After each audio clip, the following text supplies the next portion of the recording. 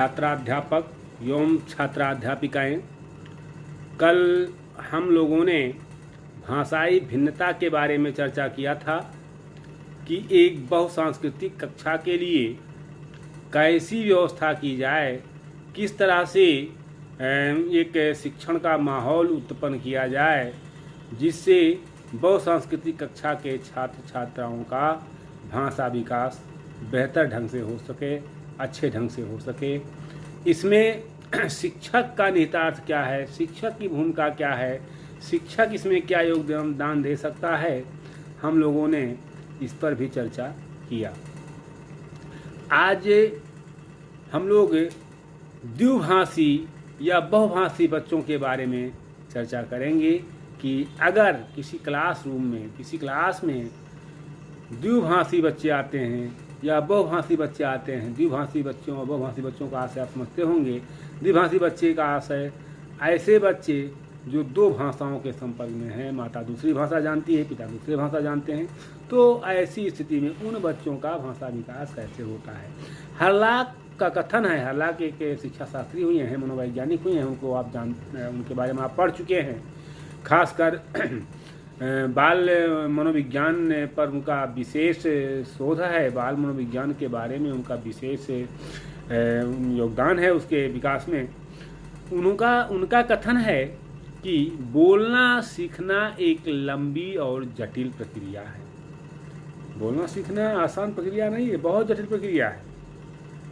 बोलना सीख जाए बच्चा। हम लोगों ने भाषा विकास के संबंध में चर्चा किया है कि पूर्ववाक भाषा विकास, पश्चवाक भाषा विकास, भाषा विकास से को प्रभावित करने वाले कारक कौन कौन से हैं, भाषा विकास के स्टेप्स कौन कौन से हैं, सारी बातों के बारे में चर्चा हो गई है।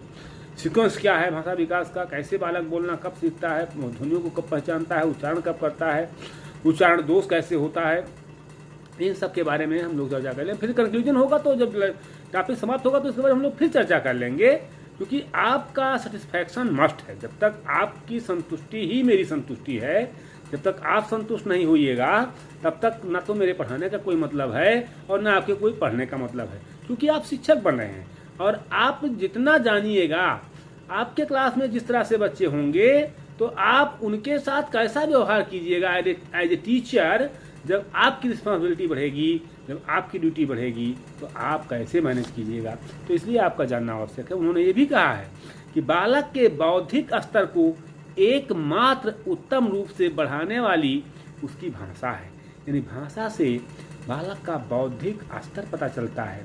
आप आम बोलचाल की भाषा में आप देखते हैं कोई बच्चा बढ़िया बोलता है, अच्छे वाक्यों का प्रयोग करता है, तो ये पता लगता है कि भाई ये इंटेलिजेंट लड़का है या अच्छे फैमिली का लड़का है, फैमिली बैकग्राउंड का उससे पता चलता है।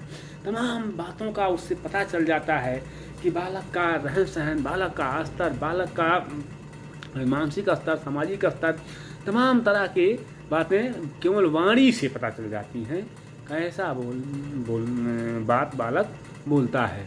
तो ये बहुत महत्वपूर्ण है। अब द्विभाषी और बहुभाषी बच्चों के लिए शिक्षक का क्या योगदान है और ऐसे लड़कों का भाषा विकास किस तरह से प्रभावित होता है, कैसे उनको सुव्यवस्थित किया जाए, इस पर चर्चा करना है। क्योंकि द्विभाषी वातावरण का प्रभाव बालक की शैक्षिक उपलब्धि से अधिक संवेगात्मक उपलब्धि पर पड़ता है। और आप इस बात को जान रहे हैं कि बालक किसी भी पल संवेगहीन अवस्था में नहीं रहता है, हमेशा किसी न किसी संवेग से प्रभावित रहता है। तो मनोभाषागत अध्ययनों की समीक्षा से ये पता चला है कि 80% भारतीय या तो द्विभाषी हैं या बहुभाषी हैं। अब उन्हीं के बीच में आपको एज ए टीचर जाना है, तो आपको इसको जानना क्यों आवश्यक, क्यों आपके पाठ्यक्रम में रखा गया कि 80% लोग या तो द्विभाषी हैं या बहुभाषी हैं, तो दो भाषाएं जानते हैं या अन्य दो से अधिक भाषाएं जानते हैं। तो यहाँ कहने का आशय यह है कि बालक जो कुछ भी सीखता है उसके सीखने का बालक जो कुछ भी सीखता है उसके सीखने में एज ए टीचर आपका क्या रोल है। तो जो बच्चे द्विभाषी हैं या बहुभाषी हैं, कुछ मनोवैज्ञानिक जिनमें लव तथा पार्कर रॉबिन्स का नाम प्रमुख है। उनका कथन है कि जब बालकों को एक से अधिक भाषा सिखाई जाती है तब इससे उनके मन में एक तरह की संभ्रांति पैदा होती है। वो कैसी संभ्रांति होती है? क्योंकि एक ही वस्तु के लिए बालकों को 2 या 3 शब्दों को सीखना पड़ता है। सवाल ये है कि चीज़ एक है, आप इंग्लिश में बोल रहे हैं, माँ हिंदी में बोल रही है, माँ हिंदी में इंग्लिश में बोल रही है, आप हिंदी में बोल रहे हैं, कोई उर्दू में बोल रहा है, कोई तेलुगु में बोल रहा है। तो ऐसी स्थिति में बालक जो है एक चीज़ के लिए 3-3, 4-4 शब्दों को रहते हैं। मतलब क्या है उसका डेवलपमेंट? क्या वो तो पर्यायवाची शब्द के रूप में हो गया। आप मान लीजिए कलम जानते हैं, अब कोई लेखनी कह रहा है, कोई कलम कह रहा है, कोई पेन कह रहा है, तो है तो चीज़ एक ही, उसका यूज एक है, लेकिन उसके नामों को बालक कई नामों से, तो उसका जो कैपेसिटी है, जो भाषा विकास की क्षमता है, वो तो प्रभावित हो रही है। वो समझने के 3 चीज़ें उतने में समझता, और वो 3 चीज़ों को चाहे लेखनी कहिए, चाहे कलम कहिए, चाहे जो है पेन कहिए, एक ही चीज़ हो तो शक्ति और श्रम उसका ज़्यादा लगा और लाभ उसको कम मिला। मैंने शब्द उसके पास कम मिले। कहीं आप प्रयोग कर रहे हैं तो लेखनी कह सकते हैं या कलम कह सकते हैं, तीनों चीज़ें तो नहीं कहेंगे। इसका मतलब भाषा विकास अवरुद्ध होता है। तो अर्थात ऐसे वातावरण में जहाँ बालक के माता पिता की मातृभाषा भिन्न भिन्न होती है, उसका भाषा विकास शैशव में मंद गति से होता है। शैशव माने शैशवावस्था में मंद गति से होता है। अगर बालक के माता और पिता की भाषाएं, मातृभाषा जो है भिन्न भिन्न होती है। हम चर्चा की है, बताए भी कि माता इंग्लिश मातृभाषा है, पिता के हिंदी मातृभाषा है, तो स्वाभाविक है कि बालक के सामने प्रॉब्लम्स आएंगे। उसका शैशवावस्था में उसकी भाषा विकास मंद गति से चलेगा और वह देर से ठीक से बोलना सीखता है। इसका कारण ये होता है कि उसे एक व्यक्ति से अपनी मातृभाषा में और दूसरे व्यक्ति से उसकी मातृभाषा में बोलना पड़ता है।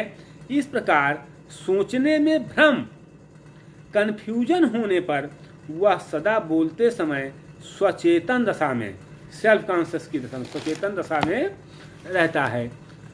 इस संबंध में थॉमसन ने जो कहा है कि इसमें कोई संदेह नहीं कि द्विभाषीय वातावरण में पले बालक भाषा विकास की दृष्टि से पिछड़े होते हैं। कहने का आशय यहाँ ये है कि वह बालक जो द्विभाषा में पलते हैं वह निश्चित तौर पर पिछड़े होते हैं। तो वहीं दूसरी तरफ जब बालकों को एक ही भाषा सिखाई जाती है तो उनके चिंतन में किसी प्रकार की संभ्रांति पैदा नहीं होती है। अगर एक ही भाषा सिखाते हैं बालक को तो कहीं कोई संभ्रांत है ये नहीं, जो चीज़ माता बोल रही है वही पिता बोल रहे हैं, वही अन्य परिवारीजन बोल रहे हैं, तो उसको कोई भ्रांति उत्पन्न नहीं होता है तथा वह शब्दों को ठीक से समझते हैं तथा उनका वाक्यों में प्रयोग कर पाते हैं। वह बालक जब शब्दों को ठीक से समझेगा तभी उसका प्रयोग कर पाएगा। तो जो भाषा के 4 कौशल हैं, तो उन चारों कौशलों का प्रयोग वो जब तक समझ नहीं पाएगा तब तक नहीं कर सकता है। मेरे कहने का आशय यहाँ ये है कि एक भाषी यानी समान मातृभाषा के जो अभिभावक होते हैं, जो गार्जियन होते हैं, उनके बच्चों में भाषा विकास शैशवावस्था में बेहतर होता है। वहीं द्विभाषी या बहुभाषी भाषी जो गार्जियन होते हैं, माता पिता होते हैं, उनके बच्चों का भाषा विकास शैशवावस्था में मंद गति से होता है। तो यहाँ वे जब शब्दों को ठीक से समझ जाते हैं तो उनका वाक्यों में प्रयोग कर पाते हैं। फलतः एक भाषा सीखने वालों का भाषा विकास एक से अधिक भाषा सीखने वालों की अपेक्षा अधिक तीव्र गति से होता है, अधिक तेज गति से होता है। अब यहाँ जो भाषाई भिन्नता की बात आई, एक से द्विभाषा की बात आई, अब इस भाषा विकास में अध्यापक क्या योगदान दे सकता है।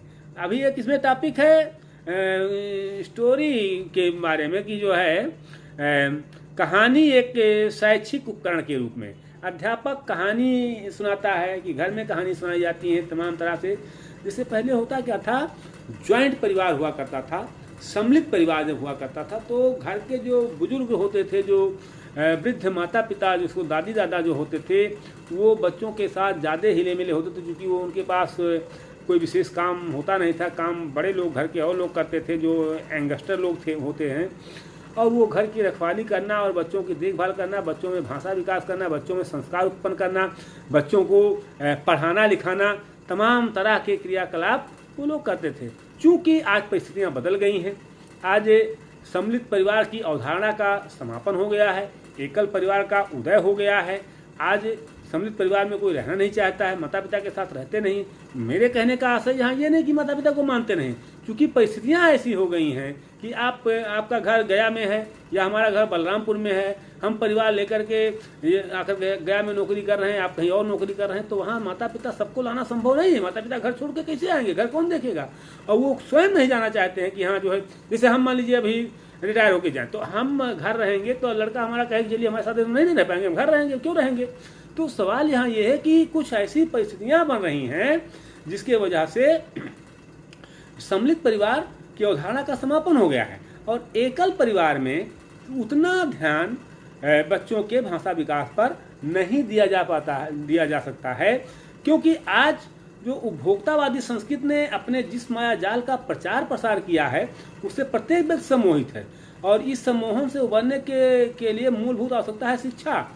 तो शिक्षा ग्रहण करने के बाद आज जो मतलब आर्थिक स्थिति है, उसमें पति पत्नी दोनों सर्विस करते हैं। ऐसे में बच्चों के ऊपर समय कम दे पाते हैं, चाहे हम हो, आप हो, कोई भी हो, समाज के तमाम लोग।